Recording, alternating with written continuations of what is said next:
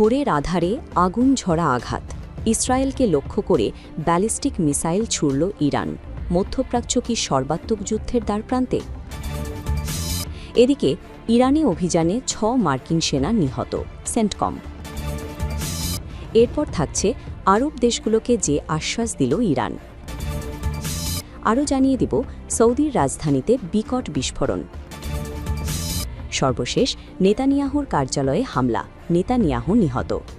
শুনছিলেন সংবাদ শিরোনাম, এখন বিস্তারিত।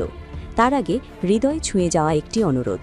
যদি আয়াতুল্লাহ আলী খামেনির নামটি শুনে আপনার বুকের ভেতরটা ভারী হয়ে আসে, যদি ভোরের সেই খবর একটি দীর্ঘ অধ্যায়ের সমাপ্তি আপনাকে নীরবে কাঁদায়, যদি মনে হয় এই বিদায়ে শুধু একজন মানুষ নয়, একটি সময়, একটি সংগ্রাম, একটি ইতিহাস বিদায় নিল, তাহলে কমেন্টে লিখুন, হে আল্লাহ, তুমি আয়াতুল্লাহ আলী খামেনিকে জান্নাতুল ফেরদাউস দান করুন।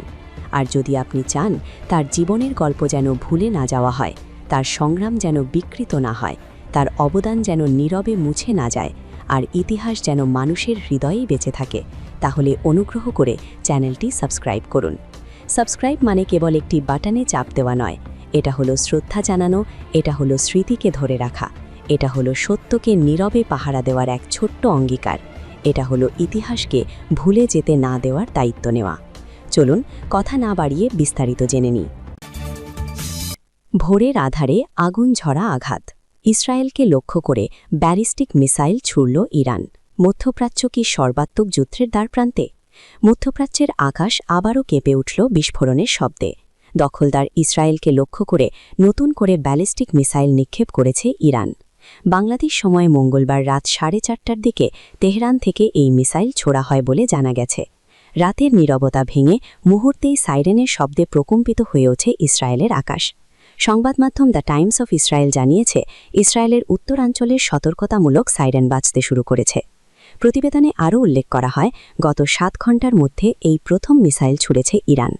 অর্থাৎ দীর্ঘ বিরতির পর আবারও সরাসরি সামরিক বার্তা পাঠাল তেহরান। এতে করে পরিস্থিতি আরও অনিশ্চিত ও অস্থিতিশীল হয়ে উঠেছে। ইসরায়েলের বিভিন্ন শহরে মানুষ নিরাপদ আশ্রয়ের দিকে ছুটছে। সামাজিক যোগাযোগ মাধ্যমে ছড়িয়ে পড়ছে আতঙ্কিত নাগরিকদের ভিডিও।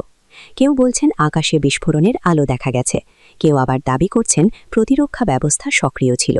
তবে কতগুলো মিসাইল ছোড়া হয়েছে, সেগুলো ভূপাতিত করা সম্ভব হয়েছে কিনা তা এখনও পুরোপুরি স্পষ্ট নয়। এদিকে শুধু মিসাইল হামলাই নয়, কূটনৈতিক অঙ্গনেও শুরু হয়েছে তীব্র নড়াচড়া। United states department of state মধ্যপ্রাচ্যের প্রায় সব দেশ থেকে নিজ নাগরিকদের দ্রুত সরে যাওয়ার নির্দেশনা জারি করেছে। মঙ্গলবার প্রকাশিত নির্দেশনায় বলা হয়েছে, গুরুতর নিরাপত্তা ঝুঁকি থাকায় বাণিজ্যিক ফ্লাইটে করে দ্রুত সরে যান। এই সতর্কবার্তা পরিস্থিতির গভীরতায় ইঙ্গিত করছে।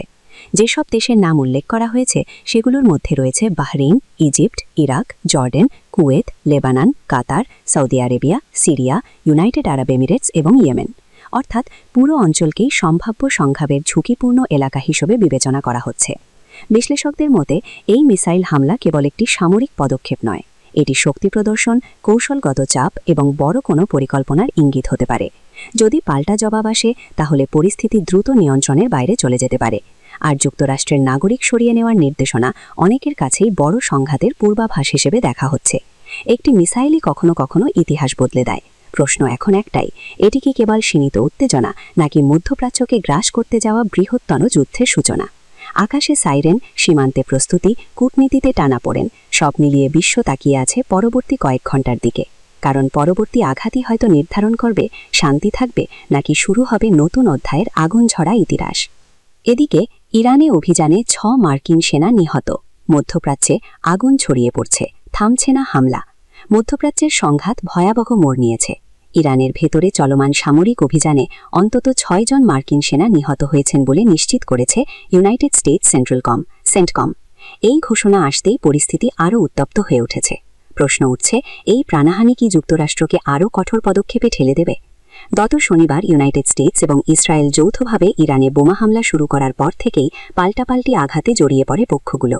সেন্টকম একটি বিবৃতিতে জানিয়েছে, ইরানের প্রাথমিক পাল্টা হামলায় ক্ষতিগ্রস্ত একটি স্থাপনা থেকে নিখোঁজ 2 সেনার মরদেহ সম্প্রতি উদ্ধার করা হয়েছে। এর মাধ্যমে নিহতের সংখ্যা বেড়ে দাঁড়িয়েছে 6 জনে। নিহত সেনাদের পরিচয় এখনও প্রকাশ করা হয়নি। সামরিক নিয়ম অনুযায়ী তাদের পরিবারকে আনুষ্ঠানিকভাবে অভিহিত করার 24 ঘণ্টা পর নাম পরিচয় জানানো হবে। তবে ইতোমধ্যেই যুক্তরাষ্ট্র জুড়ে শোক ও উদ্বেগ ছড়িয়ে পড়েছে। সামাজিক যোগাযোগ মাধ্যমে চলছে তীব্র আলোচনা, এই সংঘাত কোথায় গিয়ে থামবে। প্রসঙ্গত, পারমাণবিক কর্মসূচি নিয়ে আলোচনা বেস্তে যাওয়ার পর গত 28 ফেব্রুয়ারি যুক্তরাষ্ট্র এবং ইসরায়েল একযোগে ইরানে হামলা চালায়। সেই হামলায় নিহত হন ইরানের সর্বোচ্চ ধর্মীয় নেতা আলী খামেনি। হামলায় পুরোপুরি ধ্বংসস্তূপে পরিণত হয় তার প্রাসাদ। ওই দিন শুধু খামেনি নন, তার মেয়ে, নাতি, পুত্রবধূ এবং জামাইও প্রাণ হারান বলে জানা যায়। ঘটনাটি ইরানের তীব্র ক্ষোভ ও প্রতিশোধের আবহ তৈরি করেছে। এদিকে খামেনির মৃত্যু হলেও অভিযান শেষ হয়নি বলে ইঙ্গিত দিয়েছেন যুক্তরাষ্ট্রের প্রেসিডেন্ট ডোনাল্ড ট্রাম্প। তিনি স্পষ্ট বার্তা দিয়েছেন, সম্পূর্ণ লক্ষ্য অর্জন না হওয়া পর্যন্ত ইসরায়েলের সঙ্গে যৌথ হামলা অব্যাহত থাকবে। এই বক্তব্যে নতুন করে শঙ্কা তৈরি হয়েছে যে সংঘাত আরও দীর্ঘ ও রক্তক্ষয়ী হতে পারে। 6 মার্কিন সেনার মৃত্যু এখন এই যুদ্ধে একটি বড় টার্নিং পয়েন্ট হিসেবে দেখা হচ্ছে। সামরিক বিশেষজ্ঞদের মতে এই ক্ষতি যুক্তরাষ্ট্রকে আরও কঠোর প্রতিক্রিয়া জানাতে প্ররোচিত করতে পারে। অন্যদিকে ইরানও পাল্টা আঘাতের ইঙ্গিত দিয়ে রেখেছে। মধ্যপ্রাচ্য এখন বিস্ফোরণের অপেক্ষায় থাকা একটি অগ্নিগর্ভ অঞ্চল। প্রতিটি হামলা, প্রতিটি প্রাণহানি পরিস্থিতিকে ঠেলে দিচ্ছে আরও গভীর সংকটে। প্রশ্ন একটাই, এটি কি সীমিত সংঘাত নাকি পূর্ণাঙ্গ আঞ্চলিক যুদ্ধের সূচনা? বিশ্ব এখন তাকিয়ে আছে পরবর্তী ঘোষণার দিকে। এরপর থাকছে আরব দেশগুলোকে যে আশ্বাস দিল ইরান, আমরা প্রতিবেশীদের বিরুদ্ধে নই। তেহরানের বার্তায় নতুন সমীকরণ। মধ্যপ্রাচ্যের উত্তপ্ত পরিস্থিতির মধ্যেই হঠাৎ করেই সুর নরম করল ইরান। একদিকে পাল্টাপাল্টি হামলা, অন্যদিকে যুদ্ধের শঙ্কা। এর মাঝে আরব দেশগুলোর উদ্দেশ্যে গুরুত্বপূর্ণ বার্তা দিল তেহরান। ইরানের পররাষ্ট্রমন্ত্রী আব্বাস আরাকচি স্পষ্ট করে বলেছেন, ইরান তার আঞ্চলিক প্রতিবেশীদের বিরুদ্ধে কোনো যুদ্ধ করছে না।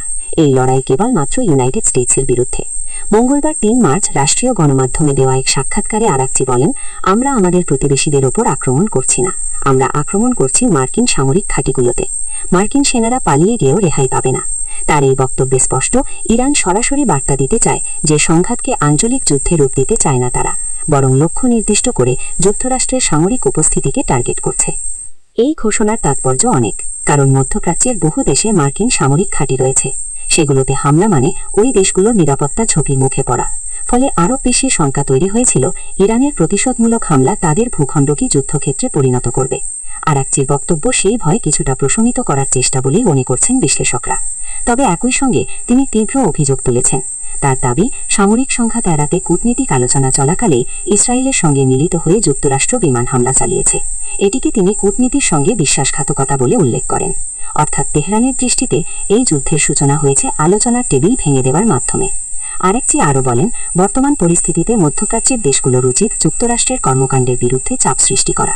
তার এই আহ্বান আঞ্চলিক কূটনীতিতে নতুন সমীকরণ তৈরি করতে পারে। কারণ যদি আরব দেশগুলো নীরবে না থেকে অবস্থান নিতে শুরু করে, তাহলে সংঘাতের রূপ আরও জটিল হয়ে উঠতে পারে। সবচেয়ে বড় প্রশ্ন এখন, ইরানের এই আশ্বাস কি সত্যি উত্তেজনা কমাবে নাকি এটি কৌশলগত বার্তা মাত্র? একদিকে কঠোর হুঁশিয়ারি, অন্যদিকে প্রতিবেশীদের শান্ত করার চেষ্টা। তেহরান যেন দুই দিকেই খেলছে। মধ্যপ্রাচ্যের আকাশে এখনও যুদ্ধের মেঘ ঘন, তবে কূটনীতির চালচলন ইঙ্গিত দিচ্ছে লড়াই শুধু ময়দানে নয়, কৌশলের টেবিলেও সমান তালে চলছে।